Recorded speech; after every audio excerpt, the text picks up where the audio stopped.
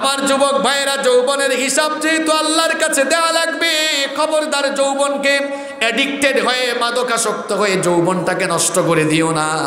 এমনিতেই যুবকগুলোকে আমরা নষ্টের পথ থেকে ফেরানোর কাজ করছি, অন্যদিকে আবার ডিজিটাল বাংলাদেশের কথা বলে, সুন্দর সমাজ গড়ার কথা বলে, মদের বৈধতা দিয়ে, মদের লাইসেন্স দিয়ে যুব সমাজকে ধ্বংসের পরিকল্পনা চলছে। আমি বুঝি না, এক মুখে আমরা সবাই বলি আমরা ডিজিটাল বাংলাদেশ চাই, তো জাতিকে মদ খাওয়াইয়া কি আপনারা ডিজিটাল বাংলাদেশ বানাবেন নাকি? আমার কথায় রাজনীতির গন্ধ খুঁজবেন না। আপনি অনেক সময় রাজনীতি করেন বলে অনেক কথা স্বার্থের কারণে বলেন না। গতকালের ঘটনা জানেন? সিলেটের বিয়ানীবাজারে এক মুক্তিযোদ্ধার ছেলে মাদকাসক্ত, তার বাপ তাকে মাদক সেবন করতে নিষেধ করেছে। সিলেটের বিয়ানীবাজারের তাজপুর গ্রামে ঘটনা ঘটেছে। তার বাবা মুক্তিযোদ্ধা,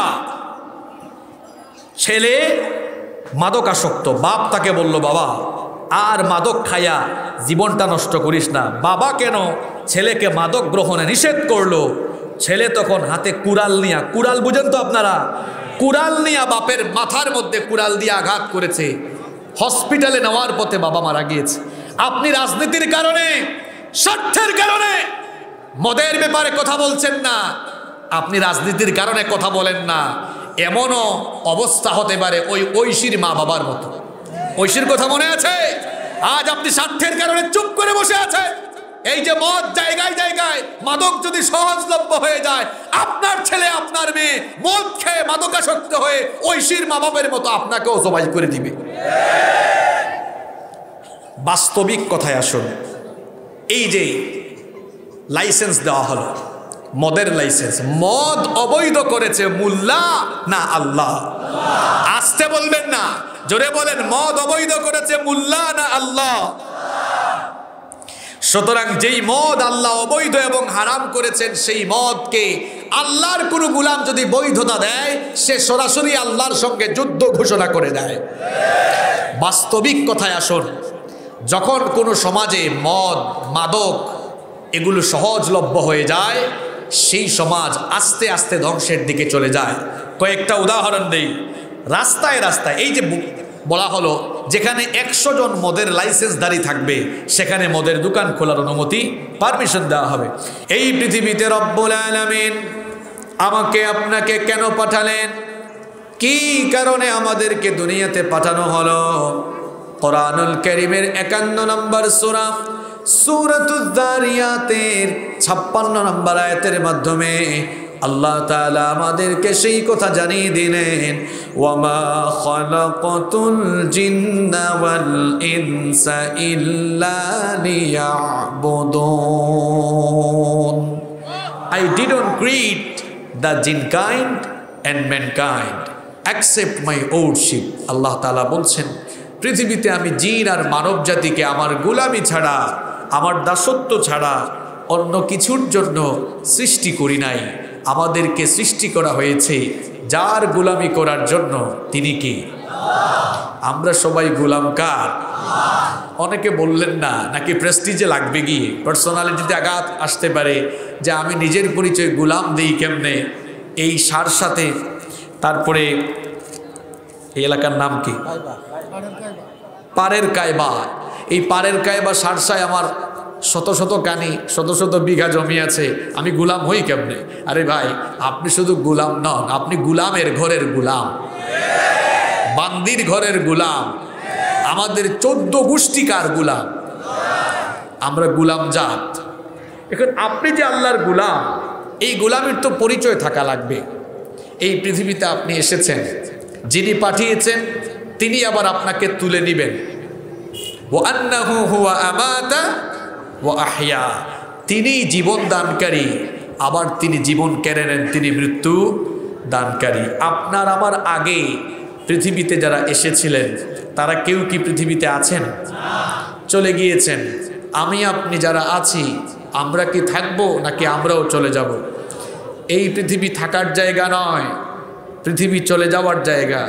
পৃথিবীতে যতগুলো সত্য রয়েছে, তার মধ্যে সর্বাপেক্ষা বস্তুনিষ্ঠ অলঙ্ঘনীয় অনিবার্য মহাসত্য হচ্ছে মৃত্যু। No one can escape from death. এই মৃত্যু থেকে কেউ পালিয়ে বাঁচতে পারবে না। Every soul will take the test of death. প্রত্যেক প্রাণসত্তাকেই মরণের স্বাদ আস্বাদন করা লাগবে।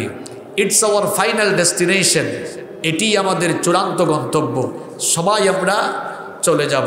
আসা যাওয়ার মাঝখানে যেটুকু সময় আমরা অবস্থান করি সেটাকে বলা হয় জীবন। What is life? What's the definition of life? জীবনের সংজ্ঞা কি? জীবন কাকে বলা হয়? সংক্ষিপ্ত উত্তর হলো সময়ের সমষ্টির নাম হলো জীবন। ইমাম হাসান আল বসরি রাহিমাহুল্লাহ তিনি খুব চমৎকার কথা বলেছেন। তিনি বলেছেন, ইয়া ইবনা আদম, হে আদম সন্তান, ইন্নামা আনতা আইয়াম ইদা যাহাবা ইয়াউমান যাহাবা বা'দুক। তিনি বলছেন, হে আদম সন্তান, তুমি তো সময়ের কিছু সমষ্টি ছাড়া আর কিছুই নও। যখনই তোমার জীবন থেকে একটা দিন চলে যায় তখনই তোমার জীবন থেকে কিছু অংশ ক্ষয় হয়ে যায়, লয় হয়ে যায়। আজকের দিন চলে গেল, আপনি আপনার লাইফে এই দিনটা ফিরে পাবেন? গতকাল চলে গিয়েছে, এটা গত হয়ে গিয়েছে, আর এটা আগামীকাল হবে না। আমি যখন এখানে বসে সালাম দিলাম, এটা চলে গিয়েছে, এই সময়টা আর ফিরে আসবে? সময় মানুষের লাইফের এমন গুরুত্বপূর্ণ জিনিস, এটি বরফের মতো ক্ষয় হয়ে যাচ্ছে। আইস, বরফ চিনেন তো আপনারা? বরফ যেমন প্রত্যেকটি মুহূর্তে ক্ষয় হয়ে লয় হয়ে যায়, ঠিক তেমনিভাবে আমার আপনার জীবন থেকে সময়গুলো চলে যাচ্ছে, আর আমরা প্রতিনিয়ত কবরের দিকে এগিয়ে যাচ্ছি। অনেকে বলে মৃত্যু সামনে, না, কথাটি ভুল। মৃত্যু পেছনে, কবর আমাদের সামনে। আরেকজন আরব কবির কবিতা আমার মনে পড়ে গেল। তিনি তার কবিতায় খুব সুন্দর করে বলেছেন। তিনি তার কবিতায় বলেছেন, হায়াতুকা আনফাসুন তুআদ্দু ফাকুল্লামা মাদা ফাকুল্লামা মাদা নাফাসুম মিনহা ইনতাকাসতা লাহু জুজআ। অর্থাৎ এর বাংলা অনুবাদ হলো, তোমার জীবন কতিপয় গণনাকৃত শ্বাস প্রশ্বাসের নাম ছাড়া আর কিছুই না। যখনই তুমি একটি নিঃশ্বাস ছেড়ে দাও তখনই তোমার জীবন থেকে কিছু অংশ কমে যায়। মানুষের হায়াত বাড়ে না কমে? আরেকটু জোরে বলেন। আমরা কবরের দিকে অগ্রসর হচ্ছি না কবর থেকে পিছিয়ে যাচ্ছি? আপনি যে নামাজ ছেড়ে দিলেন, আসরের নামাজ না পড়েও মাহফিলে অনেকে এসেছে আমি জানি। কবরের দিকে আপনি এগুচ্ছেন না পিছিয়ে যাচ্ছেন? এখনো কি আপনার তালাবদ্ধ হৃদয়ের তালা খুলে না? কোথায় যাচ্ছেন আপনি? কোন দিকে অগ্রসর হচ্ছেন? সেটা বুঝার সময় কি আপনার এখনো হলো না? এখনো আপনি গুনাহ করছেন, এখনো আপনি পাপ করে করে নিজের নফসকে আপনি কালো বানিয়ে ফেলেছেন, কলুষিত করে ফেলেছেন, নিজের জীবনকে আপনি পাপে জর্জরিত করে ফেলেছেন। এখনো কি পাপ মুক্ত হয়ে আখেরাতমুখী জীবন গঠনের সময় আপনার হলো না? কবে আপনার এই তালাবদ্ধ হৃদয় খুলবে? কবে আপনার ঘুমন্ত এই বিবেক জাগ্রত হবে? এখনো কি আপনার ঘুমন্ত বিবেক জাগ্রত হলো না? আপনি যে সামনে কবর আপনার জন্য, মৃত্যু পেছন থেকে তাড়া করছে আপনাকে। যে কোনো সময় মৃত্যু আপনাকে ধরবে আর কবরে পাঠিয়ে দিবে। চলে যাবেন আপনি। যার কাছ থেকে এসেছিলাম তার কাছে আবার চলে যাব। এজন্য আমরা কি পড়ি? ইন্না লিল্লাহি ওয়া ইন্না ইলাইহি রাজিউন। এটার বাংলা অর্থ কি? ইন্না লিল্লাহ, নিশ্চয়ই আমরা আল্লাহর, ওয়া ইন্না ইলাইহি রাজিউন, আবার নিশ্চয়ই আমরা কার কাছে ফিরে যাব? সবাই আমরা আল্লাহর কাছে চলে যাব। কিয়ামতের মহাপ্রলয়ঙ্কারী ঘটনা যখন ঘটবে, এক ফেরেশতাকে আল্লাহ দায়িত্ব দিয়েছেন। ওই ফেরেশতা সিংহা নিয়ে বসে আছেন। আল্লাহ যখন আদেশ দিবেন, সিংহায় ফুৎকার দেওয়া মাত্র মাথার উপরের এই আসমানগুলো কিতাবের পৃষ্ঠার মতো আল্লাহর কুদরতি হাতের মধ্যে আল্লাহ গুটিয়ে ফেলবেন। আসমান জমিন লন্ড ভণ্ড চূর্ণ বিচূর্ণ মেসাকার হয়ে গিয়ে কিয়ামতের মহাপ্রলয়ঙ্কারী ঘটনা ঘটে যাবে। কিয়ামতের মহাপ্রলয়ঙ্কারী ঘটনা ঘটে যাওয়ার পরে এই যে কবরে মানুষগুলো ঘুমিয়ে আছে, এই কবরে কিন্তু আমি আপনিও যাওয়া লাগবে। পাপ করতে করতে নিজের জীবনটাকে আপনি কলুষিত করে ফেলছেন, নিজের নফসটাকে আপনি শয়তানের গোলাম বানিয়ে ফেলেছেন। এই জন্য আমি বলি, মাঝে মাঝে এলাকার কবরস্থানগুলোতে যাবেন, এলাকার কবরস্থানগুলোতে গিয়ে দেখবেন সেখানে আপনার এলাকার সব মানুষগুলো ঘুমিয়ে আছে, আপনি ওই কবরে ঘুমিয়ে থাকবেন। এখনো আপনি সুদ খান, এখনো আপনি ঘুষ খান, এখনো আপনি গীবত করেন, চুগলখুরি করেন, মা বাবার সঙ্গে আপনি অসদাচরণ করেন, মা বাবার উপরে জুলুম করেন, এখনো আপনি হারামখুরি জীবনযাপন করেন, এখনো আমার মা বোনেরা বেপরদায় চলাফেরা করে। এই কবরের চিন্তা কি মাথায় আসে না? এই কবরে আমরা সবাই চলে যাব, আর কিয়ামতের দিন, কিয়ামতের ঘটনা ঘটার পরে ওই কবর থেকে আমাদের সকলকে তুলে হাসরের মাঠে যিনি একত্রিত করবেন, সবাই আওয়াজ করে বলুন তো তিনি কে? কিয়ামতের দিনটা বড় ভয়ঙ্কর হয়ে যাবে। এখন তো সূর্য মানুষের মাথা থেকে 9,30,00,000 মাইল দূরে। কিয়ামতের দিন ওই 9,30,00,000 মাইল দূরের সূর্য মানুষের মাথার 1 কিংবা 1.5 মাইল উপরে নেমে আসবে। 9,30,00,000 মাইল দূর থেকে সূর্য এখন তাপ দেয়। সূর্যের এই তাপ আমাদের সহ্য হয় না। সূর্য সম্পর্কে আগে আপনাকে জানতে হবে। এই সূর্য পৃথিবী থেকে 9,30,00,000 মাইল দূরে। এই সূর্য যেটাকে আপনারা এত ছোট দেখতে পান, কক্সবাজারে গিয়ে অনেকে বিকেলবেলা সূর্যাস্তের সময় ছবি তুলে আর হাত এমনে দেয়, মনে হয় যেন তার হাতের তালুতে সূর্য নিয়ে ফেলেছে। আসলে কি সূর্য এত ছোট? এই সূর্য হচ্ছে পৃথিবীর চাইতে আরো 13 লক্ষ গুণ বড়। এখন যে ব্যক্তি জীবনে কোনোদিন যশোরের বাইরে যায় নাই, পৃথিবীর ব্যাপারে তার জানার দূরের কথা, বাংলাদেশের আয়তনও সে জানে না। এই বাংলাদেশ এটা খুব ছোট্ট দেশ। আমরা তো সারা দেশ সফর করে ফেলেছি আলহামদুলিল্লাহ, অনেক ছোট্ট দেশ। এই দেশের আয়তন কত জানেন আপনারা? আমাদের দেশের আয়তন কত বলেন তো? হ্যাঁ, এটা তো আগের তথ্য, আপনারা একটু আপডেট হন। মিয়ানমার এবং ভারতের কাছ থেকে সমুদ্র সীমা বিজয়ের পর এখন বাংলাদেশের বর্তমান আয়তন গুগলে আপনারা সার্চ করে দেখবেন, উইকিপিডিয়াতে সব তথ্য আছে। 2 লক্ষ প্লাস, 2 লক্ষ প্লাস হয়ে গিয়েছে। কি মনে হয় বাংলাদেশটা অনেক বড়, তাই না? না, এটা অনেক ছোট। ওয়ার্ল্ড ম্যাপ, বিশ্ব মানচিত্রে বাংলাদেশের বি লেখারও জায়গা নাই, এত ছোট এই দেশ। আমাদের পার্শ্ববর্তী দেশ ভারত, যারা ভারতে গিয়েছেন আপনারা তো ভারতের পার্শ্ববর্তী মানুষ, একেবারে পাশেই তো বর্ডার, বেনাপুল আছে। এখানে মনে হয় এই 1-1.5 কিলোর মধ্যে বর্ডারও আছে সম্ভবত। এই যে ভারত, এরা মনে হয় ওয়াজও শুনতেছে, তাই না? এরকম নাকি? আচ্ছা, যাই হোক, এই ভারত আমাদের চেয়ে আয়তনে বাংলাদেশের চেয়ে প্রায় তারা 30 গুণ বড়। কানাডা বাংলাদেশের চেয়ে প্রায় 90 গুণ বড়।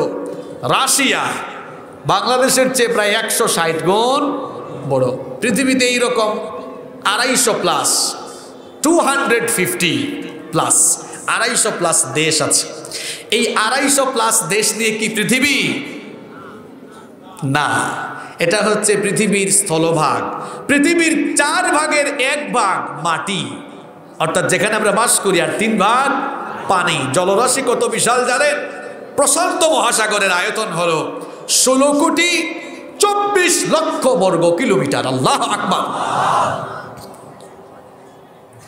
আর আটলান্টিকের আয়তন হচ্ছে 8,56,00,000 বর্গ মাইল। এরকম বিশাল বিশাল মহাসাগর, 4 ভাগের 3 ভাগ পানি আর 1 ভাগ মাটি। এটা নিয়ে পৃথিবী ছোট লাগছে না বড় লাগছে? এখন এই বিশাল পৃথিবীর চাইতে সূর্য হচ্ছে 13 লক্ষ গুণ বড়। 1300 নয়, 13,000 নয়, কত লক্ষ গুণ বড়? 13 লক্ষ গুণ বড়। আচ্ছা, আমাদের বাসা বাড়িতে ইলেকট্রিক্যাল লাইট আছে না? কিছুক্ষণ পর আজান পড়বে, অন্ধকার নেমে আসবে, তখন ঘরে আমরা কি জ্বালাই? এই লাইটগুলোর ইউনিট কত, পাওয়ার কত? 10 ইউনিট, 20 ইউনিট, বুঝেন তো আপনারা? এগুলো 25-30 ইউনিট। আমাকে বলেন, এই মাঠ মাগরিবের নামাজের পরে আলোকিত করতে হলে আমার তো মনে হচ্ছে কম হলেও এখানে প্রায় 200-300 ইউনিট আলো জ্বালানো লাগবে। এখন গোটা পৃথিবীকে আলোকিত করছে লাইট কয়টা? দুইটা, একটা সানলাইট আর একটা মুনলাইট, একটা সূর্য আর একটা চন্দ্র, একটা রাতে কাজ করে আরেকটা দিনে কাজ করে। এই যে বিশাল পৃথিবীকে দিনের বেলা আলোকিত করছে সূর্য। এখন আমাকে বলেন, এই সূর্যের ইউনিট বা পাওয়ার কত? বর্তমান মহাকাশ বিজ্ঞানীরা বলছেন সূর্যকে আল্লাহ তাআলা 1,40,00,000 সেন্টিগ্রেড তাপমাত্রা দিয়েছেন। আল্লাহু আকবার। এবার আসল কথায় আসি, যুবকরা, ছাত্র ভাইরা ভালো করে বুঝো।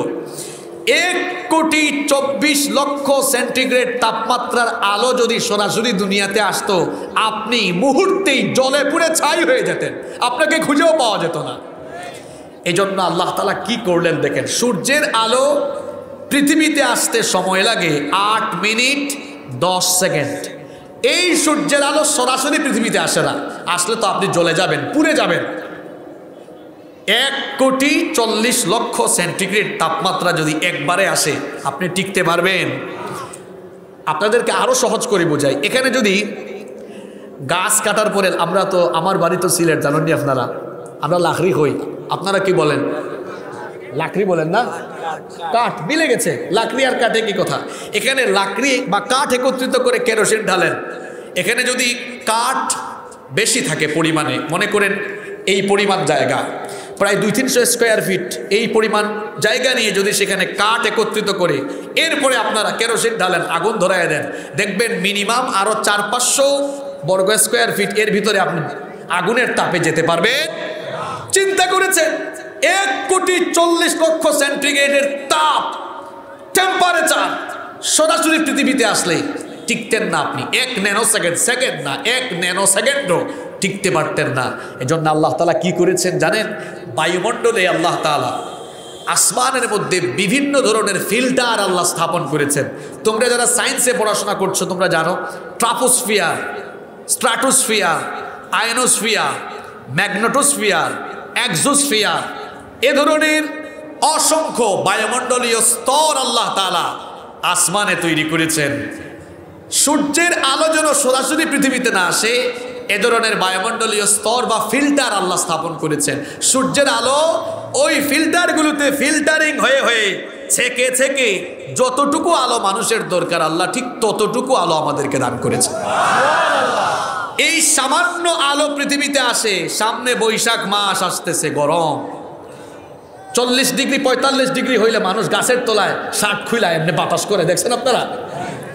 কিয়ামতের দিনের কথা বলছিলাম, 9,30,00,000 মাইল দূর থেকে সূর্য তাপ দেয়, শার্ট খুলে গাছের নিচে গিয়ে আপনি বাতাস করেন। আমার বাবারা, আমার ভাইয়েরা, ওই সূর্য কিয়ামতের দিন যখন মানুষের মাথার 1 কিংবা 2 মাইল উপরে নেমে আসবে, চক্ষু বন্ধ করে চিন্তা করে দেখুন কি ভয়ানক অবস্থা হয়ে যাবে। 9,30,00,000 মাইল দূরের তাপে যদি মানুষ শার্ট খুলে গেঞ্জি খুলে বাতাস করা শুরু করে, 1 আর 2 মাইল উপরে যখন নেমে আসবে, অবস্থা তখন কেমন হবে? এমন ভয়াবহ পরিস্থিতি সৃষ্টি হবে, হাসরের মাঠে সূর্য যখন মানুষের মাথার 1 কিংবা 2 মাইল উপরে নেমে আসবে, জমিন সেদিন তামা হয়ে যাবে, আর গুনাহগারদের মাথার চান্দি ফেটে মগজগুলো টকবক করে ফুটতে থাকবে। সেই বিভীষিকাময় চিত্র কি করে আমি আপনাদেরকে বুঝাই? মহিলারা যখন চুলায় ভাত রান্না করে, পানি গরম হয়ে গেলে চাল যেমন ফুটতে থাকে, গুনাহগার পাপীদের মাথার চান্দি ফেটে মগজগুলো এভাবে গলে গলে বেয়ে পড়তে থাকবে। মানুষগুলো এত পিপাসার্ত হয়ে যাবে, পিপাসার যন্ত্রণায় মানুষের জিহ্বাটা বের হয়ে কুকুরের মতো নাভিস্থল পর্যন্ত ঝুলে থাকবে।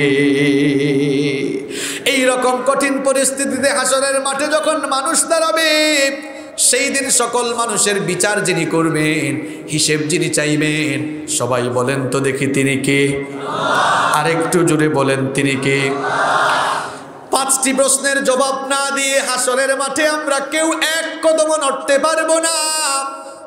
হাসরের মাঠে যখন আমরা আল্লাহর সামনে দাঁড়াবো, 5টি প্রশ্নের জবাব না দিয়ে আল্লাহর কোনো বান্দা, আল্লাহর কোনো বান্দি পা নাড়াতে পারবে না।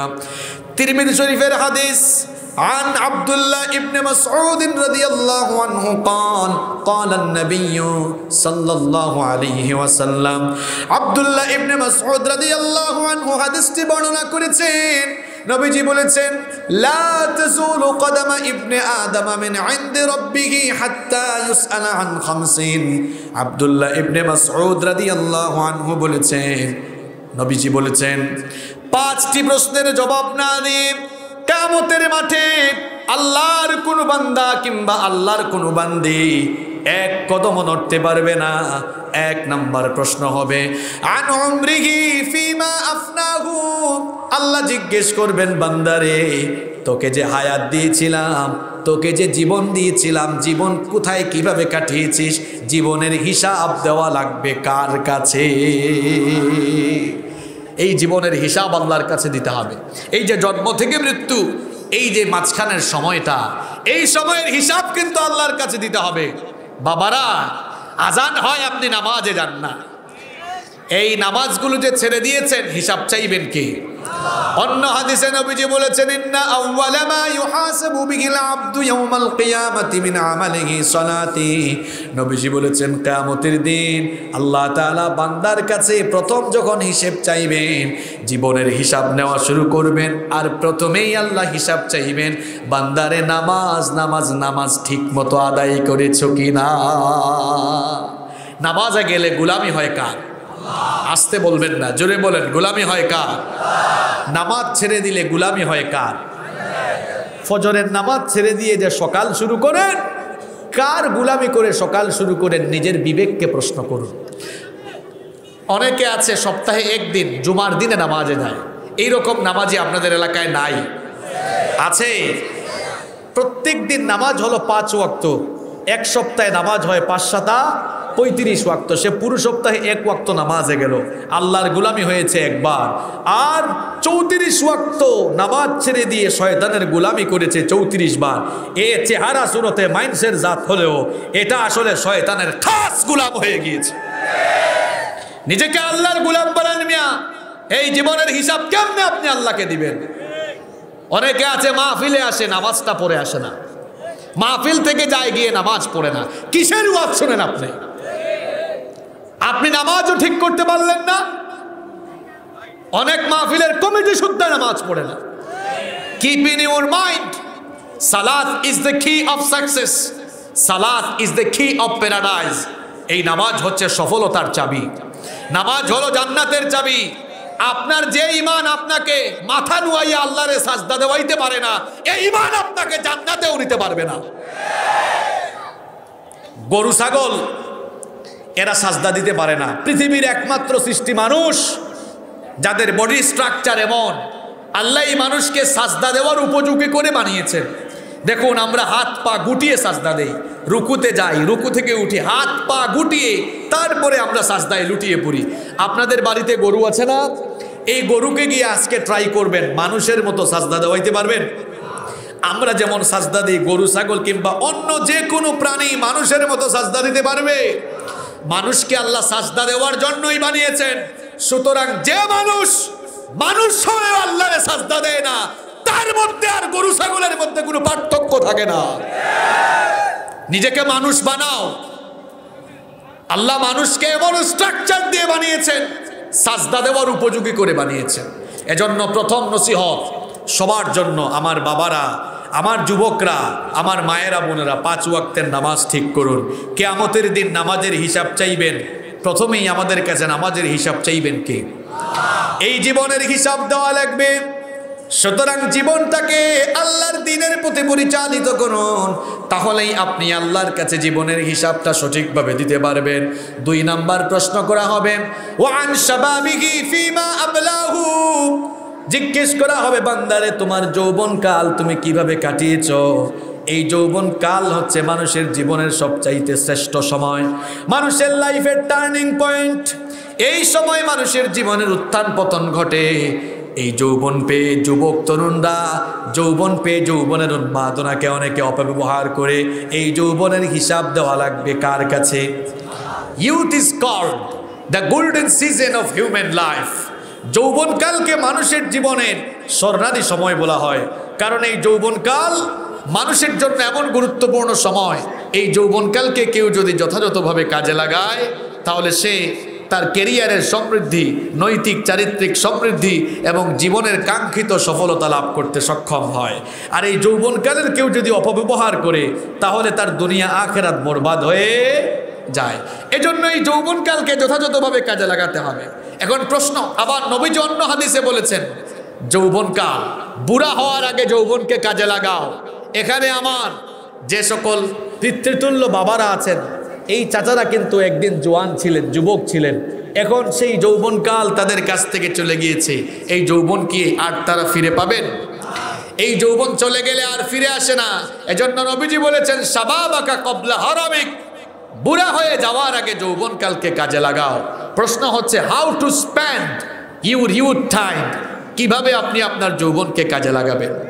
কিভাবে আপনি আপনার যৌবনকে কাজে লাগাবেন? উত্তর হলো, যৌবন যিনি দিয়েছেন, সবাই আমাকে বলেন তো দেখি, যৌবন যিনি দিয়েছেন তিনি কে? আমি 30 সেকেন্ড সময় দিলাম। এই 30 সেকেন্ড সময়ের ভিতরে শয়তান যাদেরকে খুসা মারতেছে নিচ থেকে, এরা উঠে 30 সেকেন্ডের ভিতরে প্যান্ডেল থেকে বের হয়ে যান। কারণ এরা হচ্ছে মাহফিলের বিশৃঙ্খলা সৃষ্টিকারী মানুষ। এরা নিজেরা ওয়াজ শুনতে আসে না, এরা হুজুরের চেহারা দেখার জন্য আসে, এরা হুজুরের কণ্ঠ দেখার জন্য আসে, এরা হুজুর কি গাড়ি নিয়ে আসবে এটা দেখার জন্য আসে। এদের কারণে মাহফিলের সুশৃঙ্খল, সভ্য এবং রিয়েল শ্রোতাদের কষ্ট হয়ে যায়। এজন্য এই ধরনের বিশৃঙ্খল শ্রোতাগুলো যেন 30 সেকেন্ডে উঠে চলে যায়। আবার রিয়েল শ্রোতা দরকার, যারা এখানে এসেছে কোরআনের জ্ঞান নিয়ে নিজেদের পিপাসা মেটানোর জন্য। এখানে কি ফাইজলামু হচ্ছে নাকি? সিনেমার গান হচ্ছে? এটা তামাশার হুজুর না, এটা নাটক সিনেমার গান বললেওয়ালা হুজুর না। সুতরাং আগে ভাগেই চলে যান। এই হুজুর কোরআন হাদিসের কথা বলবে, বিজ্ঞান ভিত্তিক, বাস্তবিক, জীবন পরিবর্তনমূলক কথা শুনবে। সুতরাং এমন কথা শুনতে যাদের ভালো না লাগে এক্ষুনি প্যান্ডেল থেকে বের হয়ে যান।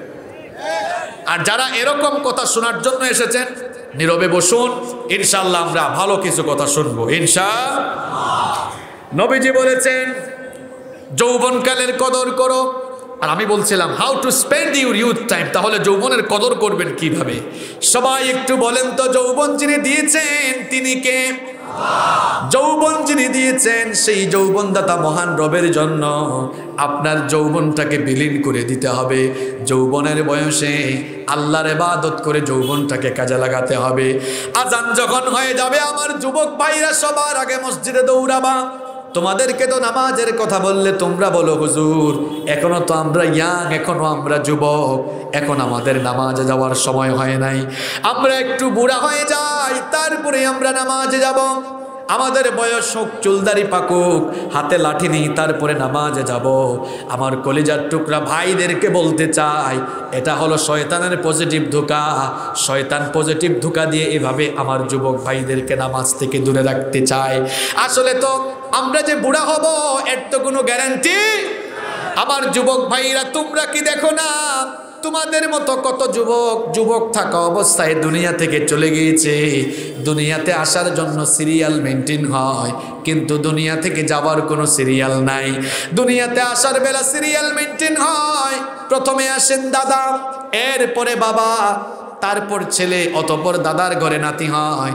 কিন্তু দুনিয়া থেকে যাওয়ার সময় সিরিয়াল থাকে না, সিরিয়াল ব্রেক হয়ে যায়। মাঝে মাঝে আপনারা দেখবেন এমন করুণ দৃশ্য আমরা সমাজে দেখি, বাবা ছেলের লাশ বাবা কবরে নামায়, অথবা আমরা দেখি নাতির লাশ দাদা কবরে নামায়। এরকম আছে না নাই? সুতরাং বুড়া হবেন এই আশা করে বসে থাকলে হবে না। আমার এলাকায় আমার চেয়ে বয়সে ছোট অনেক তরুণ ছেলেরা মারা গিয়েছে। আপনাদের এলাকায় এমন হয়েছে না? সুতরাং যুবক সাবধান হয়ে যাও। বুড়া হবা এমন গ্যারেন্টি নাই। দুনিয়াতে আসার সিরিয়াল আছে, যাওয়ার কোনো সিরিয়াল নাই। এমনও হয়ে যেতে পারে আজকের মাহফিল হয়তো আমার আপনার কারো জন্য জীবনের শেষ মাহফিল হয়ে যেতে পারে। চোখের পলকে আপনি লাশ হয়ে যেতে পারেন। এই যে এখন একটা স্মার্টফোন যার হাতে আছে, আর এই স্মার্টফোনে যাদের ইন্টারনেট কানেকশন আছে, কয়েক সেকেন্ডে গোটা দুনিয়ার খবর নেওয়া সহজ না কঠিন? আরেকটু জোরে বলেন। গোটা দুনিয়ার খবর নেওয়া, তথ্য প্রযুক্তির কল্যাণে গোটা দুনিয়ার খবর নেওয়া আপনার জন্য সহজ হলেও আমরা কেউ জানি না আমাদের কার জন্য কাফনের কাপড় এসে দোকানে রেডি। হয়তো আজ রাত আপনার কবরের রাত হয়ে যেতে পারে। আপনি বলছেন হুজুর আমি সুস্থ কিভাবে মারা যাব? ইমাম শাফিঈ রাহিমাহুল্লাহ তার কবিতায় খুব সুন্দর বলেছেন, কাম মিন সাহিহিন মাতা গায়রি ইল্লা। জগতে এমন বহু মানুষ আছে, তুমি কি তাদেরকে দেখো না? অসুস্থতা নাই, সুস্থ মানুষ বিনা কারণ ছাড়া মারা যায়, আছে না নাই? আপনি যে কোনো মুহূর্তে চলে যেতে পারেন। আমার মতো কত বক্তা স্টেজে মরে গেছে, আপনাদের মতো কত শ্রোতা মাহফিলে প্যান্ডেলে মারা গিয়েছে, অথবা বাড়ি যাওয়ার সময় রাস্তায় মারা গিয়েছে। সুতরাং যুবক ভাইরা, বুড়া হবেন এই আশা করে নামাজ ছেড়ে দিও না। এই যুবক বয়সে ইবাদতের দাম বেশি। নবীজি বলেছেন একজন বুড়া মানুষের ইবাদতে আল্লাহ যত খুশি হন, যুবকের ইবাদতে আল্লাহ তার চাইতে আরো বেশি খুশি হয়ে যান। এই জন্য আমার যুবক ভাইয়েরা, এই যৌবনকালের হিসাব যেহেতু আল্লাহর কাছে দেয়া লাগবে, এই যৌবনকালের কদর করো, যৌবনকালে নামাজ আদায় করো। এই যৌবনকালে তথ্য প্রযুক্তির অপব্যবহার করে নিজের যৌবনকে তুমি নষ্ট করে দিও না। আজ আমার যুবক যুবতীরা, যুবক ভাইয়েরা, অনেক যুবতী বোনেরা তথ্য প্রযুক্তির অপব্যবহার করে নিজেদের যৌবন তারা নষ্ট করছেন।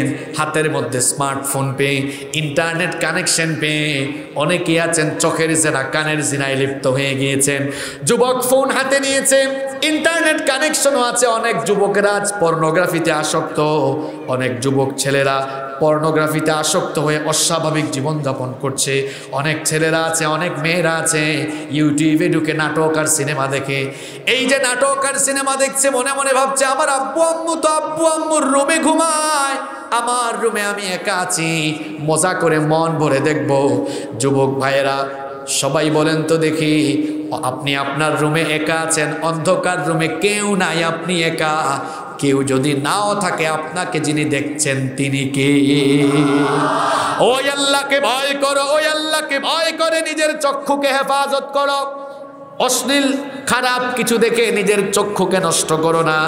চোখের হিসাবও কিয়ামতের দিন দেওয়া লাগবে কার কাছে? কান দিয়ে বাজে কিছু শোনো না, গান শোনো না। শুনতেই যদি মন চায় আল্লাহর কালামের তেলাওয়াত শোনো, ইসলামী গজল শোনো। কান দিয়ে অশ্লীল কিছু বাজে কিছু শোনো না, কারণ এই অঙ্গ প্রত্যঙ্গ কিয়ামতের দিন কথা বলবে কার হুকুমে? আরো জোরে বলেন কার হুকুমে? আমার যুবক ভাইরা, যৌবনের হিসাব যেহেতু আল্লাহর কাছে দেওয়া লাগবে, খবরদার যৌবনকে অ্যাডিক্টেড হয়ে, মাদকাসক্ত হয়ে যৌবনটাকে নষ্ট করে দিও না। এমনিতেই যুবকগুলোকে আমরা নষ্টের পথ থেকে ফেরানোর কাজ করছি, অন্যদিকে আবার ডিজিটাল বাংলাদেশের কথা বলে, সুন্দর সমাজ গড়ার কথা বলে, মদের বৈধতা দিয়ে, মদের লাইসেন্স দিয়ে যুব সমাজকে ধ্বংসের পরিকল্পনা চলছে।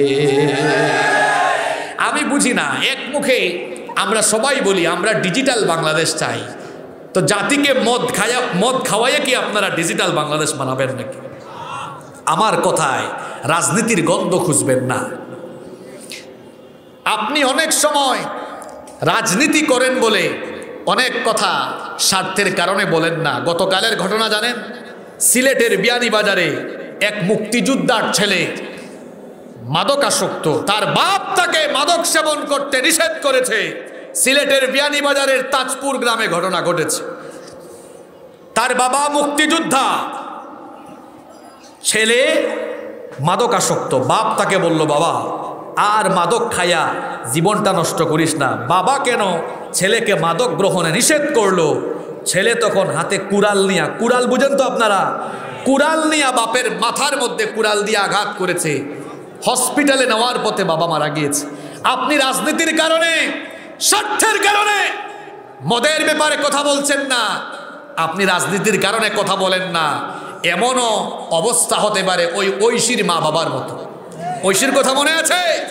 আজ আপনি স্বার্থের কারণে চুপ করে বসে আছেন। এই যে মদ জায়গায় জায়গায়, মাদক যদি সহজলভ্য হয়ে যায়, আপনার ছেলে আপনার মেয়ে মদ খেয়ে মাদকাসক্ত হয়ে ঐশীর মা বাবার মতো আপনাকেও জবাই করে দিবে। বাস্তবিক কথায় আসুন, এই যে লাইসেন্স দেওয়া হলো, মদের লাইসেন্স। মদ অবৈধ করেছে মোল্লা না আল্লাহ? আসতে বলবেন না, জোরে বলেন, মদ অবৈধ করেছে মোল্লা না আল্লাহ? সুতরাং যেই মদ আল্লাহ অবৈধ এবং হারাম করেছেন, সেই মদকে আল্লাহর কোনো গোলাম যদি বৈধতা দেয়, সে সরাসরি আল্লাহর সঙ্গে যুদ্ধ ঘোষণা করে দেয়। বাস্তবিক কথায় আসুন, যখন কোনো সমাজে মদ, মাদক এগুলো সহজলভ্য হয়ে যায়, সেই সমাজ আস্তে আস্তে ধ্বংসের দিকে চলে যায়। কয়েকটা উদাহরণ দেই। রাস্তায় রাস্তায় এই যে বলা হলো, যেখানে 100 জন মদের লাইসেন্সধারী থাকবে, সেখানে মদের দোকান খোলার অনুমতি, পারমিশন দেওয়া হবে। এখন এই যদি অবস্থা হয়, আর অলিতে গলিতে রাস্তায় রাস্তায় যদি মদের দোকান পাওয়া যায়, এক ড্রাইভার গাড়ি চালাচ্ছে, হতে পারে বাসের ড্রাইভার, ট্রাকের ড্রাইভার, পিকআপ ভ্যানের ড্রাইভার, ঘরের মধ্যে মারামারি করে আসছে, মন খারাপ।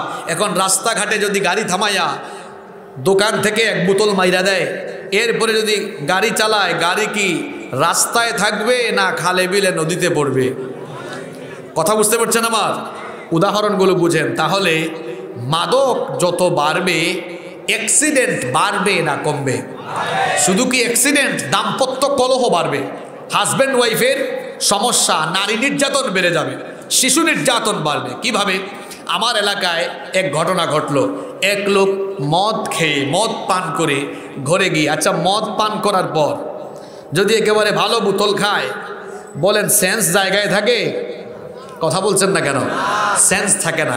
এক লোক মদ পান করে ঘরের মধ্যে গিয়ে তার বউকে বলতেছে, আম্মা খাওয়া দাওয়া করছেন? বউ কোনটা মা কোনটা ওইটাও বোঝে না। ঝামেলা লাগলো না কমলো? আগুন তো লাগা শুরু হইলো। মদ খেয়ে ঘরের মধ্যে গিয়েছে, গিয়ে বউ পিটায়। অনেকে মদ খাওয়ার টাকা নাই, বউয়ের সোনাদানা বিক্রি করে দেয়, সোনাদানা বিক্রি করে দিয়েছে, টাকা নাই, বউকে এবার যৌতুকের জন্য মারধর করে, কয় তোর বাপের কাছ থেকে আয়। মদের লাইসেন্স একদিকে দিচ্ছেন আর নারী নির্যাতন বন্ধ করতে যাচ্ছে। যদি সত্যিকার অর্থে নারী নির্যাতন বন্ধ করতে চান, মাদককেও নির্মূল করা লাগবে, নিয়ন্ত্রণ না। এখন অ্যালকোহল নিয়ন্ত্রণ নীতিমালা, অ্যালকোহল নিয়ন্ত্রণ বিধিমালা, এটার নামে যে মদের বৈধতা দেওয়া হচ্ছে, এটার কারণে আরো কি হচ্ছে দেখেন, যুবকগুলো আস্তে আস্তে নষ্টের দিকে চলে যাবে। আমরা সবাই দল মত নির্বিশেষে বাংলাদেশকে সোনার বাংলাদেশ হিসাবে দেখতে চাই কি চাই না? সবাই দেখতে চাই তো। আমাদের মাননীয় প্রধানমন্ত্রী শেখ হাসিনা, তিনিও বাংলাদেশকে একটি সোনার বাংলাদেশ হিসাবে গড়ে তুলতে চান। আমরা মাননীয় প্রধানমন্ত্রীর কাছে বলতে চাই, আমরা তো এই দেশের নাগরিক, আর আপনি দেশের প্রাইম মিনিস্টার হিসেবে আপনি তো আমাদের অভিভাবক, আর এই দেশের নাগরিক হিসাবে আমরা তো কিছু দাবি আপনার কাছে করতেই পারি, এটা আমাদের নাগরিক অধিকার। আমরা তো সংসদে বক্তব্যে শুনেছি আপনি তাহাজ্জুদ গুজারি প্রধানমন্ত্রী, আমরা সংসদে বক্তৃতায় শুনেছি আপনি তাহাজ্জুদের নামাজ পড়ে দিন শুরু করেন, আলহামদুলিল্লাহ। আমরা সংসদে আরো শুনেছি যে আপনি 5 ওয়াক্ত নামাজ পড়েন, আলহামদুলিল্লাহ। এতে বোঝা যায় আপনি একজন ধার্মিক মানুষ। আমরা বলতে চাই, যেই দেশের প্রধানমন্ত্রী 5 ওয়াক্তের নামাজি, যেই দেশের প্রধানমন্ত্রী তাহাজ্জুদ গুজারি, ওই 5 ওয়াক্তের নামাজি এবং তাহাজ্জুদ গুজারি প্রধানমন্ত্রীর অধীনে পরিচালিত সংসদ থেকে মদের বৈধতা দেওয়া হবে, এটা তাওহীদবাদী মানুষ হিসাবে আমরা আশা করতে পারি না।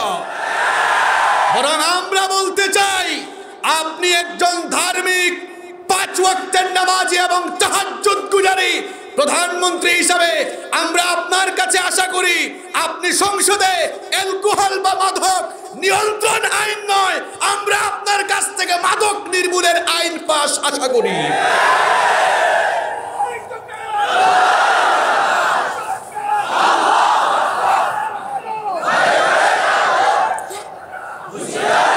এই মাদক দিয়ে যুবকদেরকে ধ্বংস করার পরিকল্পনা করা হচ্ছে। আজ বিশ্ববিদ্যালয়ের হলগুলো, বিভিন্ন বিশ্ববিদ্যালয়ের হলগুলো আজ গাজার আখড়ায় পরিণত হয়েছে। এই জন্য যে বিশ্ববিদ্যালয়গুলো সুনাগরিক আদর্শ নেতৃত্ব উপহার দেওয়ার কথা ছিল, আজ সেখান থেকেই কিছু মানুষ পয়দা হয় যারা বের হওয়ার পরে জাতিকে ধ্বংসের দিকে ঠেলে দেয়। এজন্য আমরা বলবো, বিশ্ববিদ্যালয়ের হলগুলোকে, বিশ্ববিদ্যালয়ের ক্যাম্পাসগুলোকে গাজার আখড়া মুক্ত, মাদক মুক্ত করুন, তবেই আমার যুব সমাজ ধ্বংসের হাত থেকে বাঁচবে ইনশাআল্লাহ। যুবকদেরকে ধ্বংস করার জন্য মরিয়া হয়ে উঠেছে এক শ্রেণী। লাভ হবে না, কোনো লাভ হবে না। এখন যুবকেরা কোরআন শোনার জন্য পাগল হয়েছে, মাতোয়ারা হয়েছে। আলহামদুলিল্লাহ, কোরআনের জন্য যুবকদের যে গণজোয়ার সৃষ্টি হয়েছে, এই গণজোয়ারকে রুখে দেওয়ার দুঃসাহস দেখাবে যারা, ধ্বংসের অতল গহ্বরে নিপতিত হয়ে যাবে তারা। নদীর স্রোত আপনারা দেখেছেন তো, নদীর স্রোত দেখেছেন না? এই যে আমার হাতে টিস্যু, নদীর স্রোতের মধ্যে যদি আমি টিস্যু ফেলে দিই, এই টিস্যু থাকবে না স্রোত ভাসিয়ে নিয়ে চলে যাবে? বুঝতে পেরেছেন কথা? নদীর স্রোতে টিস্যু ফেলে দিলে স্রোত সেই টিস্যুকে ভাসিয়ে নিয়ে যাবে। যুবকদের যে গণজোয়ার কোরআনের জন্য, আল্লাহর দ্বীনের জন্য, আল্লাহর জমিনে আল্লাহর দ্বীন কায়েমের জন্য যুবকদের যে গণস্রোত তৈরি হয়েছে, এই গণস্রোতের সামনে যারাই আসবে তারাও এই টিস্যুর মতো ভেসে বঙ্গোপসাগরে নিক্ষিপ্ত হয়ে যাবে। যুবকদের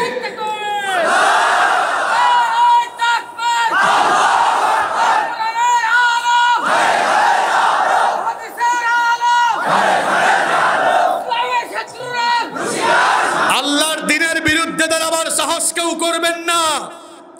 আল্লাহর দ্বীনের বিরুদ্ধে দাঁড়ানোর দুঃসাহস যারা দেখিয়েছে, প্রত্যেকটা ব্যক্তি ধ্বংস হয়েছে। ফেরাউন, নমরুদ, আবু জাহাল, উতবা, শাইবা, কেউ আল্লাহর দ্বীনের বিরুদ্ধে গিয়ে টিকে থাকতে পারে নাই। কিয়ামত পর্যন্ত আল্লাহর দ্বীনের বিরুদ্ধে দাঁড়াবে যারা, এভাবেই ধ্বংসের অতল গহ্বরে নিপতিত হয়ে ধ্বংসের রাস্তা করে নিক্ষিপ্ত হয়ে যাবে তারা। আল্লাহকে ভয় করুন। আল্লাহ আমাদের সবার অন্তরে তার ভয় পয়দা করে দিন। আমাদের সবাইকে হেদায়াত দান করুন। যুবক ভাইদেরকে বলবো, মাদকাসক্ত হয়ে যৌবন নষ্ট করে দিও না। এই যৌবনকালীন সময়টা আল্লাহর দ্বীনের জন্য ওয়াকফ করে দাও। যদি নিজের যৌবনটাকে আল্লাহর দ্বীনের পথে বিলিয়ে দিতে পারো, নবীজি বলেছেন, সাবাতুন ইউযিল্লুহুমুল্লাহু ফি যিল্লিহি ইয়াওমা লা যিল্লা ইল্লা যিল্লু। 7 শ্রেণীর মানুষকে রব্বুল আলামিন কিয়ামতের দিন তার আরশের ছায়ার নিচে জায়গা দিবেন। এর মধ্যে এক শ্রেণীর মানুষ হলো তারা, এর মধ্যে এক শ্রেণীর মানুষ হলো তারা ওয়াশাবুন নাশাআ ফি ইবাদাতিল্লাহ, যে যুবকগুলো তাদের যৌবনকাল আল্লাহর রাস্তায় কাটিয়েছে। এজন্য যুবকদেরকে বলবো, নিজের যৌবনকাল আল্লাহর পথে বিলীন করার সিদ্ধান্ত নিতে হবে। পারবো তো আমরা ইনশাআল্লাহ? কিয়ামতের মাঠে প্রশ্ন করা হবে কয়টা? আরো জোরে বলেন কয়টা? 1 নাম্বার জীবনের হিসাব দেওয়া লাগবে, 2 নাম্বার নিজের যৌবনের হিসাব দেওয়া লাগবে, 3 নাম্বার প্রশ্ন করা হবে ওয়ামালুহু মিন আইনা কাসাবাহু, জিজ্ঞেস করা হবে বান্দারে কোথা থেকে তুমি তোমার ধন সম্পদ উপার্জন করেছো, কোন জায়গা থেকে কিভাবে তোমার ধন সম্পদ উপার্জন করেছো। এখন তো আপনি ঘুষ খেয়ে, সুদ খেয়ে, অন্যায় পথে টাকা পয়সা উপার্জন করে ঘর বাড়ি বানিয়ে ফেলেছেন, গাড়ি কিনে ফেলেছেন, বাড়ি করে ফেলেছেন, খামার করে ফেলেছেন, অনেক কিছু করে ফেলেছেন। এই যে হারাম উপায়ে উপার্জন করেছেন, এর হিসাব দেওয়া লাগবে কার কাছে? 4 নাম্বার প্রশ্ন করা হবে ওয়াফিমা আনফাকাহু, টাকা পয়সা বান্দা তুমি কোথায় খরচ করেছো? টাকা পয়সা কি দ্বীনের পথে খরচ করেছো নাকি তুমি শয়তানি পথে খরচ করেছো? টাকা পয়সা তুমি কি মসজিদ, মাদ্রাসা, এতিমখানা, আল্লাহর দ্বীনের পথে খরচ করেছো নাকি টাকা পয়সা তুমি নাচ গান, কনসার্টের আসরে খরচ করেছো? হিসাব দেওয়া লাগবে কার কাছে? এই জন্য টাকা পয়সা আবুল তাবুল হাবিজাবি জায়গায় খরচ করব না, টাকা পয়সা খরচ করব কার রাস্তায়? সবাই টাকা পয়সা আল্লাহর রাস্তায় খরচ করতে রাজি তো? দেখি কেমন রাজি, একটা প্রমাণ নেই। এই মাহফিলে আমরা আল্লাহর দ্বীনের জন্য নিজেদেরকে একটু আমরা ফিনান্সিয়ালি কুরবানি করতে পারি কিনা একটু দেখি। সবাই হাত তুলেন তো উপরের দিকে, সবাই একটু হাত তুলেন উপরের দিকে, নাড়াচাড়া মারেন একটু। এই যে ভলান্টার ভাইরা ঢুকবে, সবাই এখন পকেটে হাত ঢুকান, সবাই পকেটে হাত ঢুকান। পরীক্ষিত আমল হয়ে যাক, কারণ আমি তো ওয়াজ করতেছি, আমারে দিয়া শুরু করি, ঠিক না? সবাই পকেটে হাত ঢুকান, কেউ উঠবেন না। আমার পয়েন্ট কিন্তু একটা বাকি আছে, কেউ উঠবেন না। তাহলে আমরা 4 নাম্বার পয়েন্ট বলছিলাম ওয়াফিমা আনফাকাহু, ধন সম্পদ আপনি কোথায় ব্যয় করেছেন এর হিসাব দেওয়া লাগবে যার কাছে। তিনি কে? আরেকটু জোরে বলেন, তিনি কে? আল্লাহ। এজন্য ধন সম্পদ উল্টাপাল্টা জায়গায় খরচ করা যাবে না। 5 নাম্বার প্রশ্ন, এই ভাইরা চলে যান, সবাই কেউ উঠবেন না প্লিজ।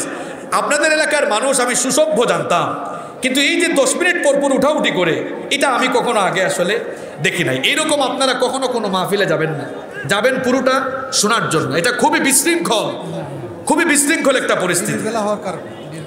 5 নম্বর প্রশ্ন করা হবে, ওয়ামাদা আমিলা ফিমা আলিমা। 5 নম্বর প্রশ্ন করা হবে, বান্দারে তুমি যতটুকু জেনেছো ততটুকু আমল করেছো কিনা।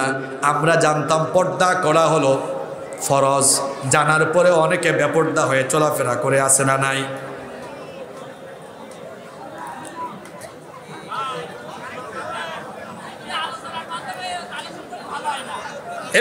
এরকম মাহফিলে দাওয়াত করবেন না, এরকম পরিবেশে আলোচনা করা যায় না। আমি 5 নাম্বার কথা বললাম, যতটুকু জানবেন ততটুকু আমল করবেন।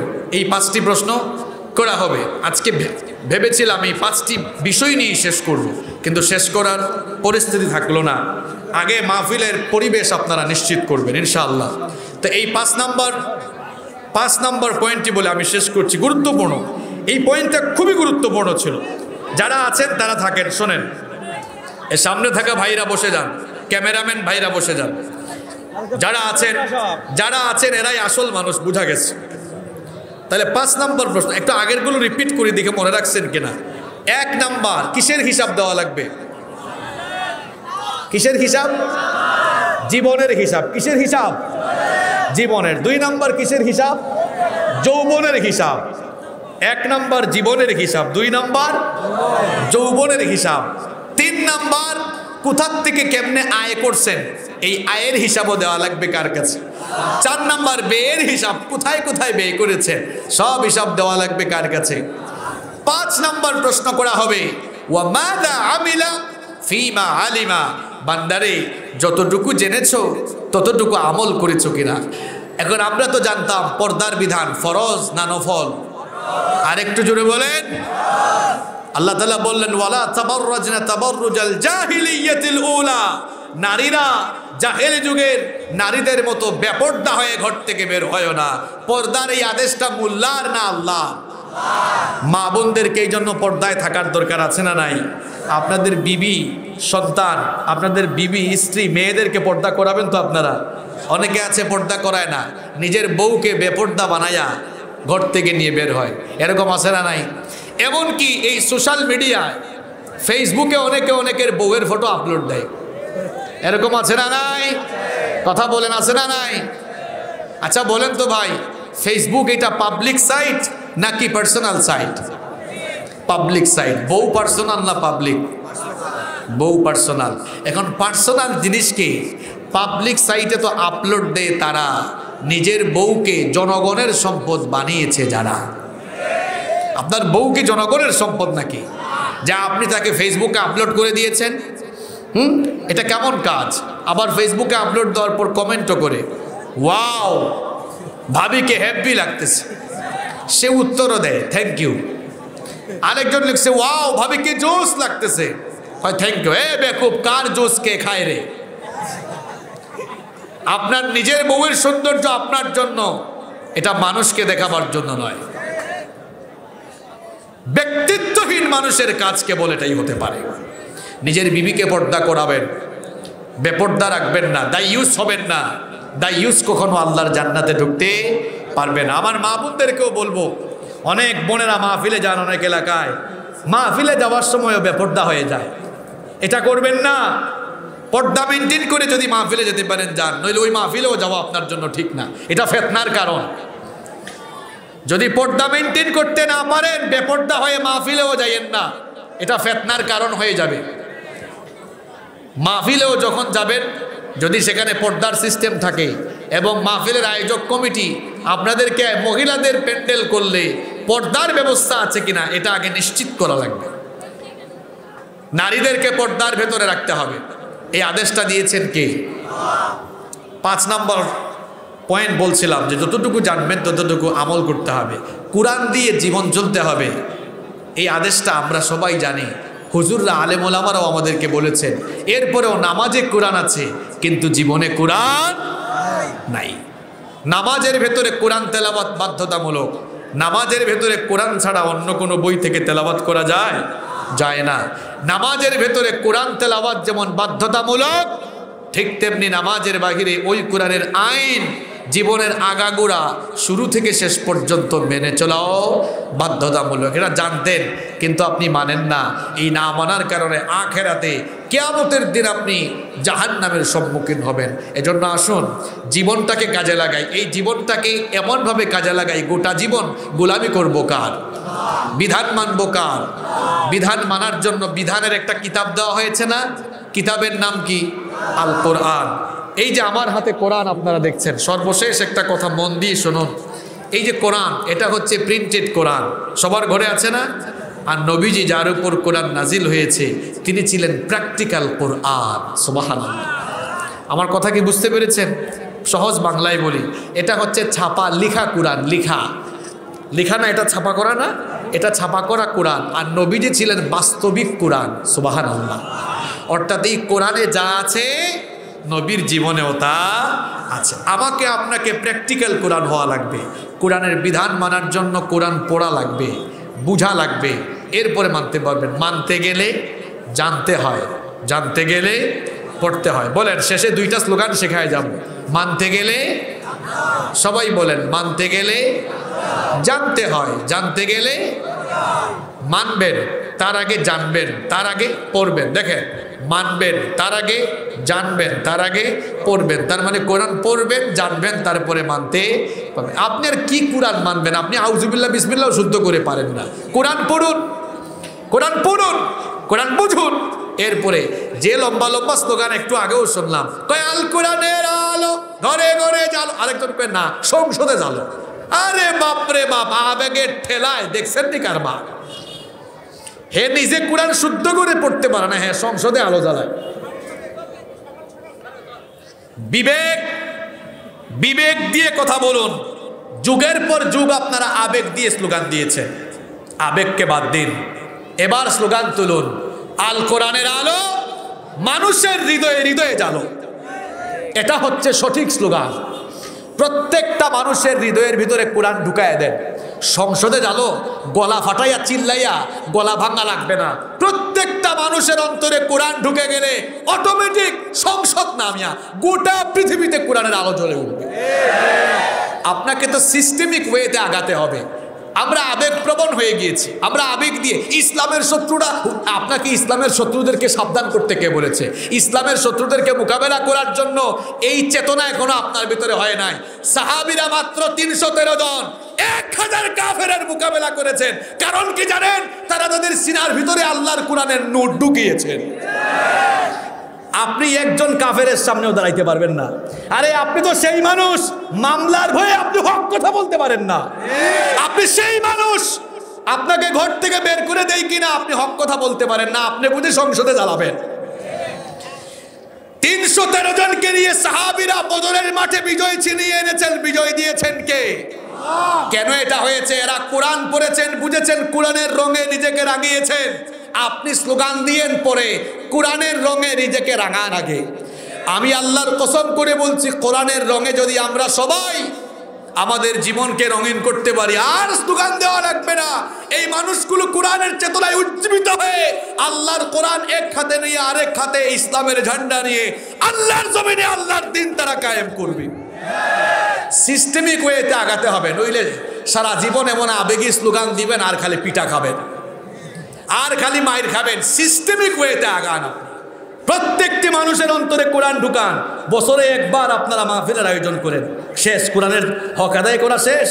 এই এলাকায় পারলে একটা কোরআন বয়স্ক কোরআন শিক্ষা কেন্দ্র চালু করেন। এটা সারা বছর চালান। সারা বছরে একদিন মাহফিলের আয়োজন কইরা 10 গ্রাম 12 গ্রাম থেকে মানুষ আসতেন, নারী পুরুষ সবাই আসতেন। মনে করলেন হইছে তো, শেষ, আমরা এভাবেই জান্নাতে চলে যাব। জান্নাতে তো সুজা। কোরআনের হক আদায় করা লাগবে। এবার এই এলাকায় উদ্যোগ নেন, যুবকরা, ছাত্ররা উদ্যোগ নাও যে এই এলাকায় আমরা একটা বয়স্ক কোরআন শিক্ষা কেন্দ্র চালু করব। একজন আলেমকে সেখানে রাখুন, তাকে কিছু সম্মানীয় দিন প্রয়োজনে। একটা কোরআন শিক্ষা কেন্দ্র চালু করে যুবকদের জন্য, বয়স্ক বাবাদের জন্য, এরা যেন কোরআনটা শিখে দুনিয়া থেকে যেতে পারে, মা বোনরাও যেন শিখতে পারে, পর্দা সহকারে মা বোনদের জন্য আলাদা মহিলা কোরআন শিক্ষা কেন্দ্র চালু করুন।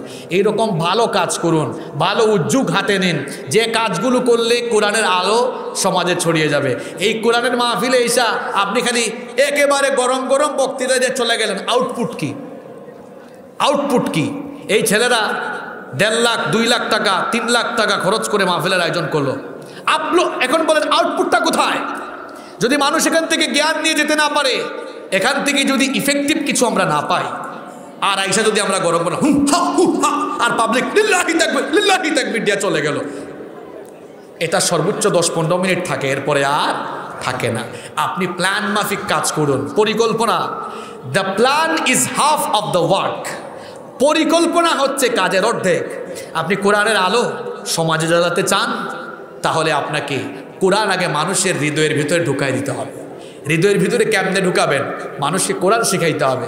কোরআন শিক্ষা কেন্দ্র চালু করুন। আগামী 1 বছর, আমি তো ওই দিন টেকনাফে মাহফিলে গেলাম, এরা ছাত্ররা আয়োজন করলো, কলেজের ছাত্র সবাই, নীলা, টেকনাফের নীলা, এরা আয়োজন করলো। সবাইকে বললাম, ছাত্ররা তোমরা একটা উদ্যোগ নাও, তোমরা তোমাদের এলাকায় একটা কোরআন শিক্ষা কেন্দ্র চালু করো। এরা আমার কথাকে এত গুরুত্ব দিয়ে গ্রহণ করলো, পরের দিনই চালু করে দিচ্ছে।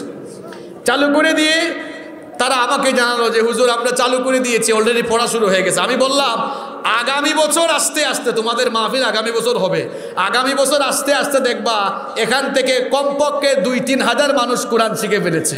আমি 1 ঘন্টা ওয়াজ করে সবাইকে কোরআন শিখাইতে পারবো না। একটা বয়স্ক কোরআন শিক্ষা কেন্দ্র থাকলে 1 বছরে অন্তত 100 মানুষ তো কোরআন শিখবে। মাশাআল্লাহ, এটা আছে। এটা যদি থাকে, এরপরে আগামী বছর নতুন প্ল্যান, প্রত্যেক সপ্তাহে ওই প্রতিষ্ঠানে কোরআন শিক্ষা কেন্দ্রে একটা দর্স চালু করুন।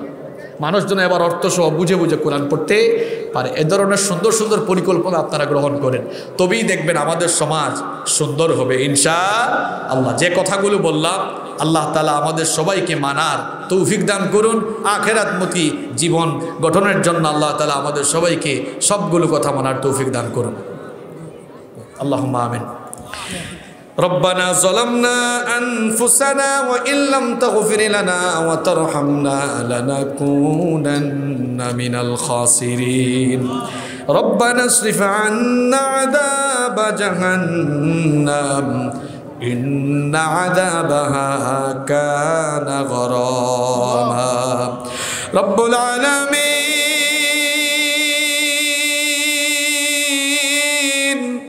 দীর্ঘক্ষণ পর্যন্ত আমরা তোমার কিতাব থেকে বসে আলোচনা শুনেছি। মাবুদ গো, আমরা যারা হাত তুলেছি আমরা সকলেই বড় গুনাহগার। গুনাহ করতে করতে আমাদের নফসটাকে আমরা কলুষিত বানিয়ে ফেলেছি।